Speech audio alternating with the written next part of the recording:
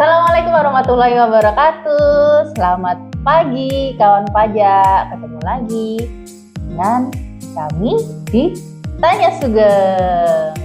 Nah, untuk hari ini sesuai dengan judulnya, orang meninggal kok masih bayar pajak. Ngeri kelihatannya nih ya. Iya, kok DJP ini semakin kesini semakin kesana gitu. Iya. Nggak cuma yang hidup aja yang dipajakin, orang meninggal juga dipajakin. Gimana ini DJP? Nggak puas-puas aja narik pajak. Nah, di sini kita akan membahas mengenai anomali itu bersama saya, Cynthia Dananti sebagai moderator, dan rekan saya Dian Arif Patria sebagai narasumber kita pada hari ini.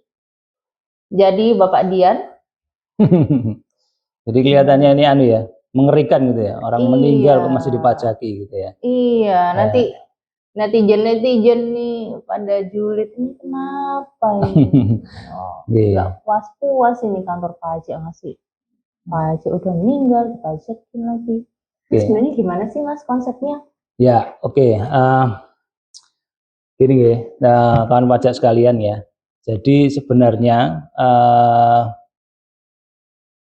bukan kok terus akhirnya semena-mena orang yang meninggal akan dikasih pajak ya. Bukan seperti itu Mbak Cynthia. Tapi sebenarnya adalah kalau kita menilik pada pengertian dari subjek pajak gitu ya. Kalau subjek pajak itu kan adalah orang atau badan yang kalau berdasarkan peraturan perundang-undangan dia itu ditetapkan sebagai wajib pajak. Nah, kalau berdasarkan itu maka memang benar itu orang itu ditetapkan jadi wajib pajak karena memang ada aturan itu. Ya, terus kalau dikaitkan lagi dengan definisi dari objek pajak di sini adalah penghasilan. Sebenarnya yang ada dua hot issue di dalam topik pembicaraan kita pada kali ini ya. Jadi kalau misalnya orang meninggal itu kenapa sih kok seperti itu? Karena yang pertama yang dipajak itu bukan orang meninggalnya, tetapi yang pertama adalah asetnya sebagai yang dulu sudah dikelola sama si A misalnya ya. Itu asetnya sekarang masih menghasilkan atau memperoleh penghasilan dari aset itu. Sementara orang yang meninggal ini kan secara de jure sudah tidak memiliki aset tersebut. Ya, sudah bukan asetnya. Akan tetapi di dalam administrasi ahli waris belum memiliki dari itu. Jadi belum ada balik nama gitu. Ya, mungkin entah belum boleh balik nama atau mungkin terkendala administrasi karena memang di Indonesia proses untuk itu masih membutuhkan waktu ya, takes time lah, butuh waktu yang banyak. Ya, agak sulit. Ya, agak sulit. Nah, itu akhirnya memunculkan satu jenis subjek pajak baru yaitu namanya warisan belum terbagi. Nah, karena memang pengalihannya itu tidak bisa langsung ya, nggak kayak misalnya saya kasih Mbak Cynthia ini tak kasih buku gitu ya. Ini kan langsung cepet ya selesai. Betul. Tapi kalau tanah atau mungkin saham itu kan nggak bisa langsung kayak saya ngasih tadi ya, tetap harus ada proses administrasi. Dan ketika proses administrasi ini belum bisa diwujudkan, maka masuk ke kategori yang tadi yang subjek pajak ketiga tadi kan, ini ada orang, badan, ini adalah warisan belum terbagi. Ya, nah warisan belum terbagi ini ya itu dia sudah bukan merupakan milik dari pewaris, tetapi dia sudah jadi kepunyaan ahli waris, cuman belum official. Jadi belum tercatat secara official bahwa dia miliknya ahli waris, cuman dia secara resmi yang bertanggung jawab terhadap aset itu adalah ahli waris. Jadi dia istilahnya masih ngambang gitu ya? Ya. Jadi memang itu akhirnya yang hot issue yang pertama tadi adalah terkait dengan itu nggih. Jadi ada warisan yang belum terbagi. Yang kedua yang terkait dengan pengalihannya. Pengalihan terkait dengan apa namanya, pengalihan hak atas tanah dan bangunan itu tadi. Tadi kan bisa jadi subjek pajaknya. Yang kita bahas pertama kan subjek pajaknya itu warisan belum terbagi. Yang kedua ini terkait dengan pengalihan hak atas tanah dan bangunan. Kalau pengalihan hak atas tanah dan bangunan ini, ya itu tadi sudah saya jelaskan di awal. Memang dia akhirnya kayak gitu ya. Jadi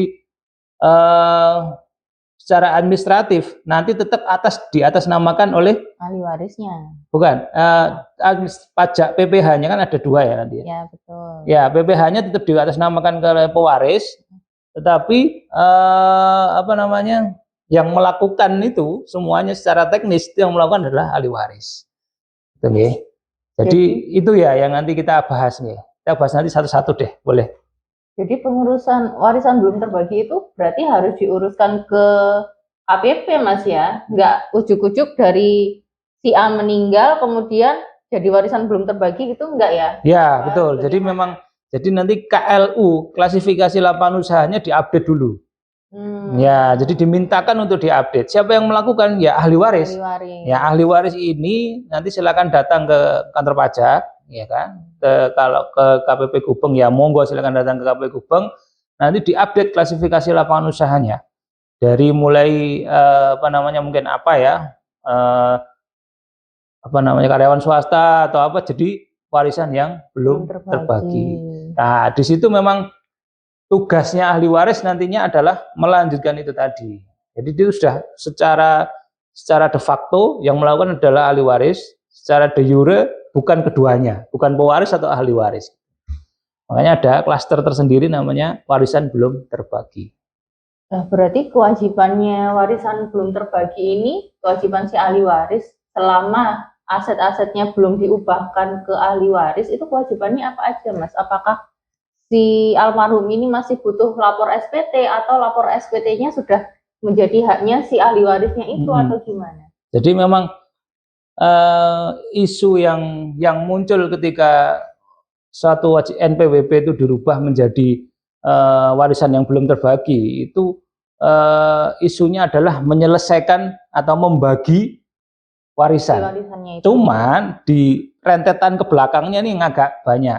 Artinya kalau ada apa namanya masa pelaporan SPT dia sudah masuk ya udah itu dilaporkan. Ya, itu yang dilakukan oleh ahli waris, bukan pewaris lagi karena memang pewarisnya sudah meninggal. Itu dilakukan oleh ahli waris ya di dalam situ. Tapi apa pelaporan SPT ini bukan tujuan untuk NPWP itu bukan NPWP warisan belum terbagi itu tujuannya bukan melaporkan SPT tapi tujuannya adalah membagi warisannya. Jadi menyelesaikan pembagian warisannya. Kalau di tengah jalan itu ada lapor SPT ya sudah dilakukan oleh SPT oleh ahli waris ya. Tapi memang tujuannya terakhir adalah membagi warisannya itu. Jadi warisan belum terbagi itu tujuan akhirnya memang adalah membagi warisan, bukan tetap seperti itu ya. Kalau NPWP orang pribadi kan memang dia melaporkan penghasilan dari pribadinya masing-masing. Ya, kalau badan kan melaporkan dari penghasilan dari badannya itu. Ya, kalau ini enggak. Jadi memang tujuan untuk adanya di sini adalah terakhirnya, ujungnya adalah membagi warisan yang belum terbagi tadi itu. Cuman di tengah jalan, ya barangkali ketemu laporan SPT tahunan, barangkali ketemu tunggakan pajak, akhirnya jadi masuk ke ahli waris. Ya. Tetap penanggung jawabnya ahli waris. Penanggung jawabnya adalah ahli waris karena memang pewaris sudah meninggal ya kan. Itu tadi. Ya. Nanti mohon maaf di input update ke NPWP-nya itu nanti di input siapa ahli warisnya. Ya, jadi nanti yang bertanggung itu jelas siapa gitu yang bertanggung jawab. Ya udah beliau aja yang ngurusi perpajakannya. Iya, jadi memang tujuan akhirnya adalah membagi warisan, cuma di tengah jalan barangkali ada macam-macam itu tadi. Nah, karena memang kan butuh waktu tadi seperti yang saya jelaskan di awal ya. Jadi kalau butuh waktu itu memang agak ya diakomodasi akhirnya di sini. Belum tentu dalam tempo setahun gitu terus selesai gitu. Ya, kayak kemarin juga banyak yang curhat ya. Pak, saya ini dapat warisan, tapi soro, bahasa Jawanya itu ya, soro. Kenapa? Soalnya karena ketika mau dialihkan atau dialihkan jadi atas namanya dia, ada pajak PPh yang besar karena memang nilai tanahnya besar gitu ya. Iya. Jadi memang ya mereka agak kesulitan kadang-kadang akhirnya diakomodasi dengan warisan yang belum terbagi ini. Itulah. Tadi nih nyambung sama si balik namanya itu. Ini gimana caranya kalau si ahli warisnya itu mau balik nama tanah misalnya ya, saya punya rumah gitu, saya meninggal gitu mau diwariskan ke anak lah. Caranya kan berarti dia kalau dari saya ke anak itu kena toh PPh-nya ya. Kena PPh-nya itu apakah bisa dibebaskan? Ya, oke, ini sekarang kita masuk ke ini nggih, ke isu yang kedua terkait dengan pengalihan hak atas tanah dan bangunan. Kalau kita bicara pengalihan hak atas tanah dan bangunan atau PHTB ini, kalau kembali ke belakangnya dulu, kita bahas dulu terkait dengan dua pajak yang harus dipenuhi ketika pengalihan hak atas tanah dan bangunan, apapun itu bentuknya, jual beli, apa ya, hibah, waris, atau apa namanya, pengalihan hak yang dari kakak ke adik itu ya. Nah, itu ada dua pajak yang harus dipenuhi. Yang pertama BPHTB. BPHTB ini biaya perolehan hak atas tanah dan bangunan ya. Kalau biaya perolehan hak atas tanah dan bangunan ini kan dilakukan sekarang sudah di kewenangannya menjadi kewenangan Pemkot ya, betul, pemerintah kota. Ya. Nah, ini menggunakan aturan dari perdanya masing-masing kota. Yang kedua terkait dengan PPh. Yang PPh ini sebenarnya terutang kepada yang mengalihkan. Jadi penjual atau pewaris atau pemberi hibah itu yang mengalihkan. Kalau BPHTB tadi terutang kepada yang mendapatkan hak. Bisa jadi pembeli atau ahli waris atau penerima hibah kayak gitu-gitu kayak. Nah, ini yang kewenangan kita yang terkait dengan PPh ini tadi. Nah, PPh ini kalau peristiwanya apa namanya itu hibah atau waris, maka dia bisa diajukan SKB, surat keterangan bebas. Nah, di surat keterangan bebas itu kalau kita ngomong SKB tanah dan atau bangunan PHTB tadi itu pengalihan hak itu nanti kita kaitannya sama aturan yang sudah saya bawa ini, Mbak. Waduh. Peraturan Menteri Keuangan nomor 261 tahun 2016. Terus turunannya juga banyak, ada Per 30 2009 dan ada surat edaran SE 20 tahun 2015. Itu yang menjadi dasar nanti mengeluarkan SKB. Ya, yaitu SKB ini makanya karena tadi kan yang sebenarnya yang terutang adalah yang mengalihkan kan. Ya. Artinya SKB nanti diajukan di KPP tempat yang mengalihkan atau pewarisnya atau penjualnya atau pemberi hibahnya terdaftar wajib NPWP-nya di mana. Atau kalau dia tidak punya NPWP maka dia tempat tinggal terakhirnya di mana. Sebelum meninggal ya? Ya, sebelum meninggal kalau pewaris, kalau pemberi hibah ya pada saat ini. Ya, pada saat ini itu berada di kewenangan KPP mana. Ya, itu yang sering kadang-kadang wajib pajak, kawan pajak sekalian bingung nih. Aku ngajukan yang di tanahnya di mana gitu ya, di tanahnya. Gitu. Ya, kalau validasi seperti itu. Proses validasi sesuai dengan objeknya. Di mana objeknya, ya. Tapi kalau SKB karena yang terutang ini adalah yang mengalihkan atau pewaris atau pemberi hibah, maka apa namanya? Diajukannya di KPP tempat itu terdaftar. Ya. Jadi nggak punya NPWP bisa juga nih minta SKB nih. Bisa, tapi nanti tapi nanti ada kaitannya. Kalau mengajukan aja sih sebenarnya bisa-bisa aja ya. Nanti ada aturan yang terkait itu ya. Artinya kita meneliti kan SKB ini kan dimohonkan ya, dimohonkan oleh wajib pajak. Setelah itu proses berikutnya adalah ada penelitian yang dilakukan oleh kantor pajak, oleh fungsional penyuluh ya. Kalau di kantor pajak. Setelah itu nanti disetujui atau tidak, maka akan itulah untuk menyetujui dan tidak kita sudah punya pedoman-pedomannya yang tadi di aturan yang saya sebutkan di awal tadi ya. Yaitu karena itu. Nah, itu yang kalau kita mau masuk ke situ nanti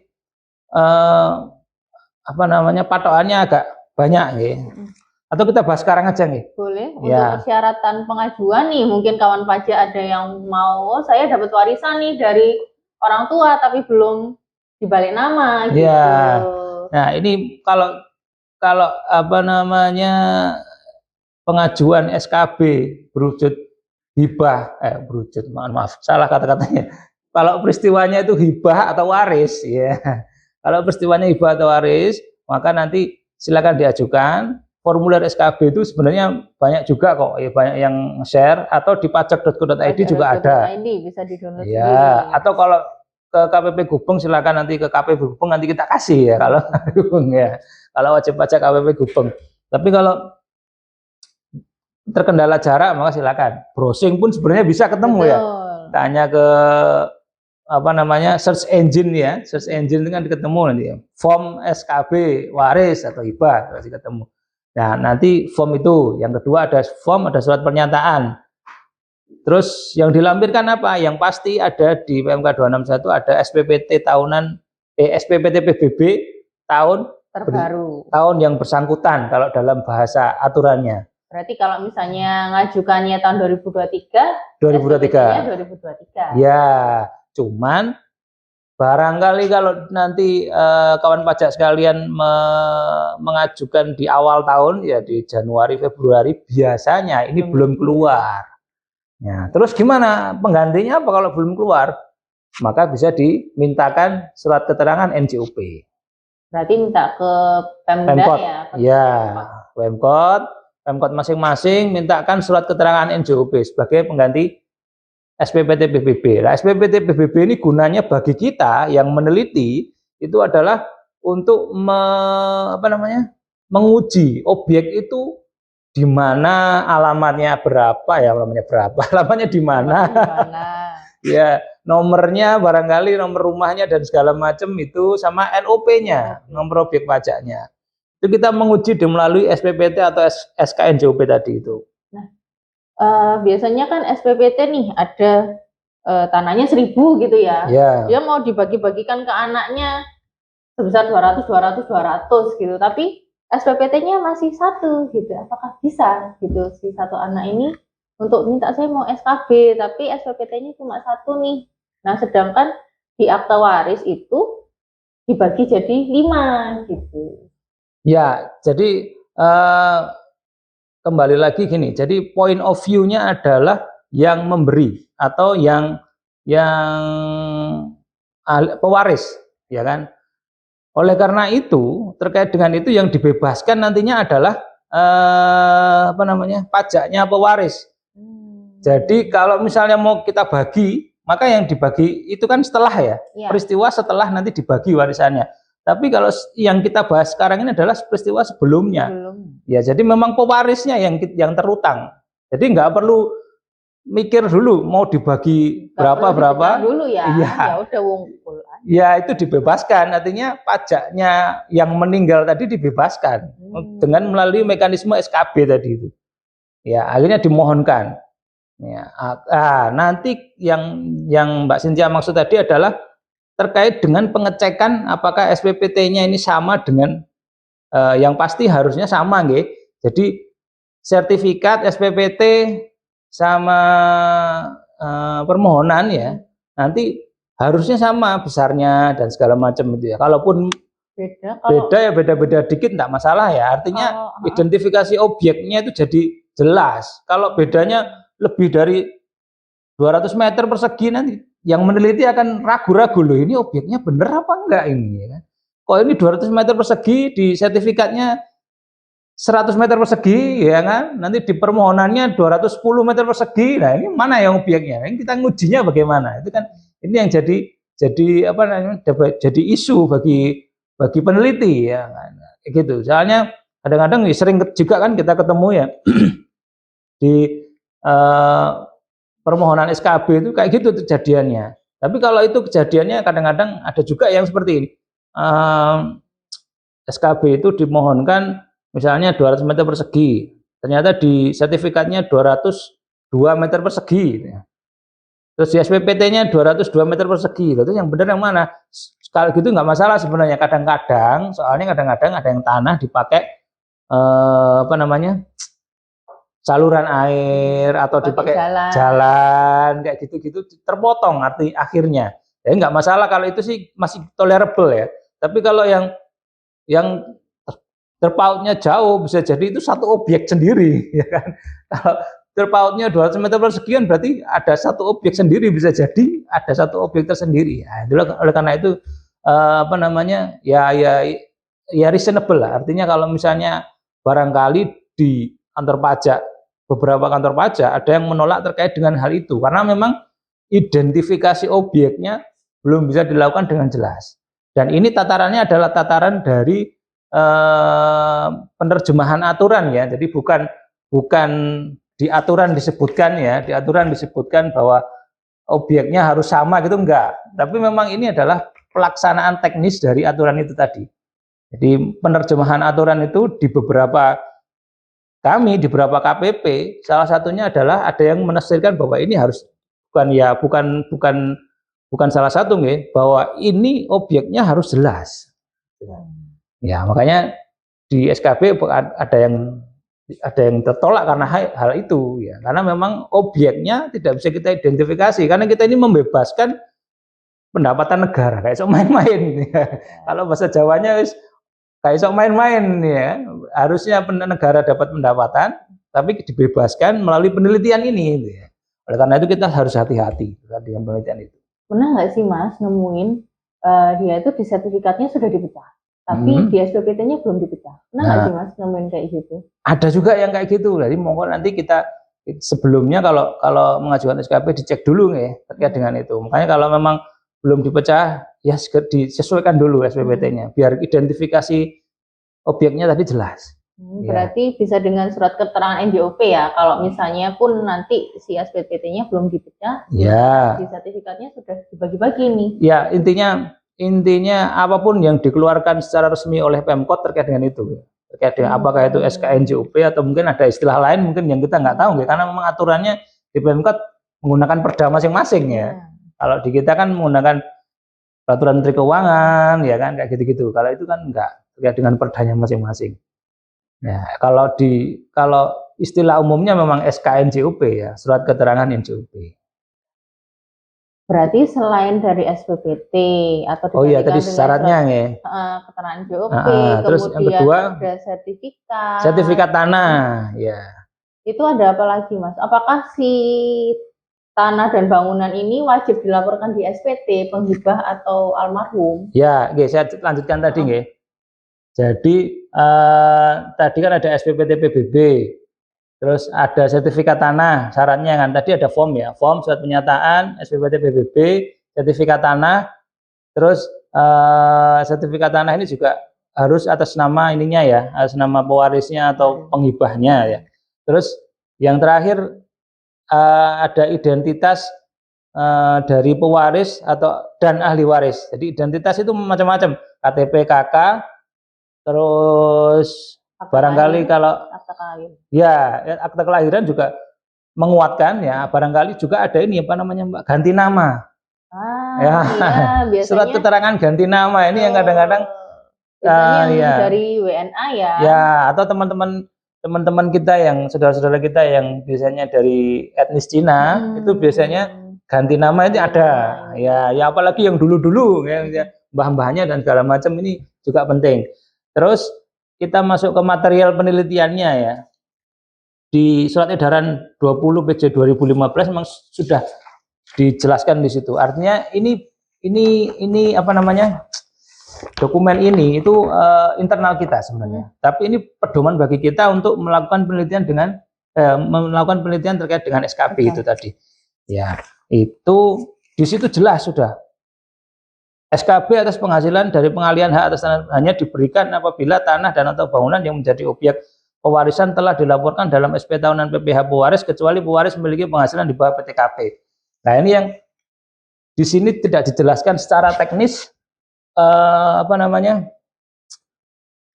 pembuktian yang jadi perdebatan nanti adalah pembuktian bahwa di bawah PTKP.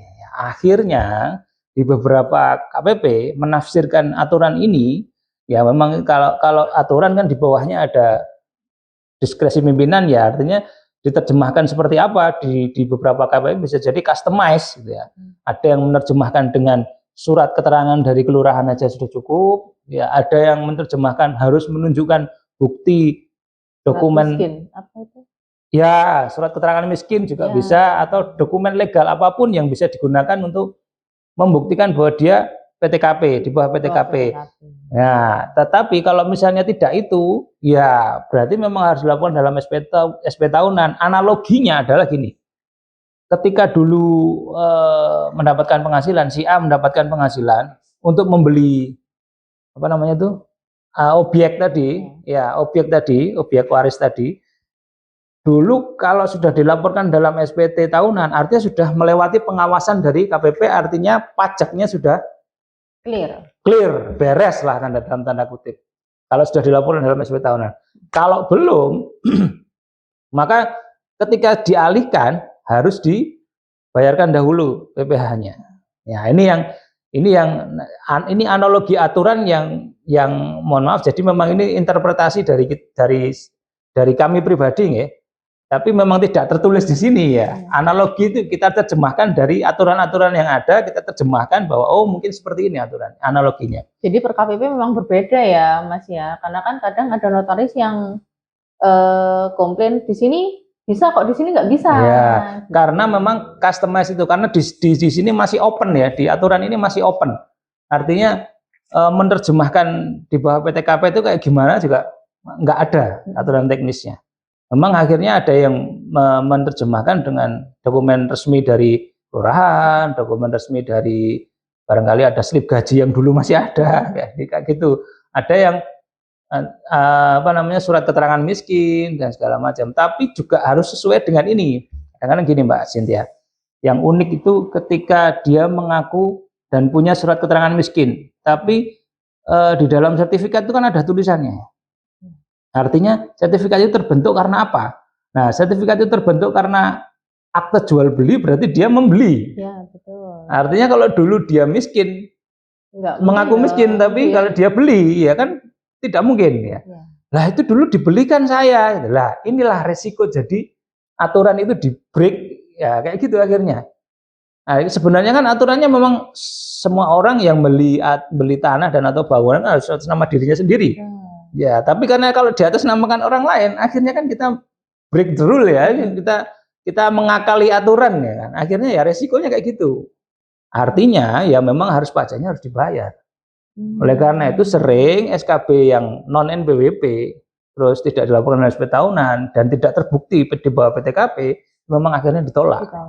Jadi kelihatannya orang yang sudah meninggal suruh bayar pajak. Ya. Itu yang apa namanya? Yang terkait sama judul kita tadi ya. Ya itu memang fasilitas bagi yang punya NPWP sudah dilakukan dalam SPT tahunan, akhirnya pemerintah memberikan fasilitas. Ya wis, kalau mau dialihkan ke waris atau hibah bisa di SKB-kan. Ya. Jadi, seperti itu ya kawan pajak, bukannya orang meninggal kok disuruh bayar pajak gitu, tapi memang atas tanah dan bangunan itu masih terkait dengan si pewarisnya itu selama belum dipindahkan ke ahli warisnya secara dokumen-dokumennya gitu. Nah, gimana caranya biar almarhum ini tidak membayar pajak ya? Diajukan saja SKB dengan tadi persyaratannya. Ada yang pertama adalah formulir, ini bisa di-download di pajak.go.id atau kawan pajak semua bisa minta ke KPP terdaftar pewarisnya atau pemberi hibahnya sesuai dengan KTP terakhir atau sesuai dengan NPWP yang beliau miliki. Kemudian setelah itu ada sertifikat tanah dan atau bangunan yang akan diwariskan atau dihibahkan. Kemudian ada SPPT PBB dan atau ada SK NJOP bila memang luasnya berbeda atau bila memang tidak memiliki SPPT yang terbaru. Itu bisa dimintakan di Dispenda ya Mas ya? Iya, di Pemkot masing-masing. Betul. Kemudian ada data diri, baik itu pewaris, penghibah, atau ahli waris dan penerima hibah, baik itu KTP, KK, akte kematian kalau waris. Ya, akte kematian wajib kalau waris ya. Betul. Ya, karena membuktikan bahwa dia sudah meninggal. Betul. Kemudian apa lagi Mas? KK. Ganti nama, surat keterangan ganti nama dan macam-macam itu. Kemudian akte kelahiran, akte perkawinan. Barangkali kalau butuh menjelaskan detail-detailnya kan bisa dilampirkan semua. Tapi kalau wajibnya sih memang SK, KTP sama KK itu sebenarnya sudah cukup ya, artinya sudah menjelaskan itu. Plus akte kematian tadi kalau misalnya dia waris. Kemudian apa lagi? Sudah itu aja ya. Gitu. Nah, diajukannya kemana? Ke KPP terdaftar dari pewaris atau pemilik hibahnya. Jadi yang mengalihkan ya. Betul, bisa dilihat di Google aja kalau misalnya nggak tahu ini Gubeng ini masuk KPP mana nih, atau Tegalsari ini masuk KPP mana nih gitu. Iya. Bisa dilihat Google aja. Ya, biasanya kalau di search engine itu per kecamatan. Per kecamatan. Kecamatan ada kelurahan. Kalau di pajak.go.id ada sih sebenarnya. Di situ bisa diketahui wilayah kerja KPP, keywordnya biasanya gitu. Wilayah kerja KPP nanti ketemu juga di situ. Kecamatan ini, kelurahan ini ada masuk ke KPP ini. Dan untuk masa penelitiannya itu adalah 3 hari kerja, jadi nggak lama. Makanya kita prosesnya adalah terima atau tolak. Jadi kita lihat berkasnya sudah lengkap atau belum, gitu. Apakah sesuai dengan aturan atau tidak. 3 hari kerja untuk surat SKB-nya sudah bisa diterima oleh kawan pajak semua. Jadi mungkin biasanya karena waktunya yang mepet, kadang-kadang kita tidak melakukan hal-hal yang memperpanjang. Ya. Jadi memang WhatsApp. Terima tolak, gitu. Ya baik, karena saya kira sudah jelas ya penjelasan dari Mas Dian ini. Kita akhiri dulu podcast hari ini. Terima kasih sudah menyaksikan. Assalamualaikum warahmatullahi wabarakatuh. Selamat siang.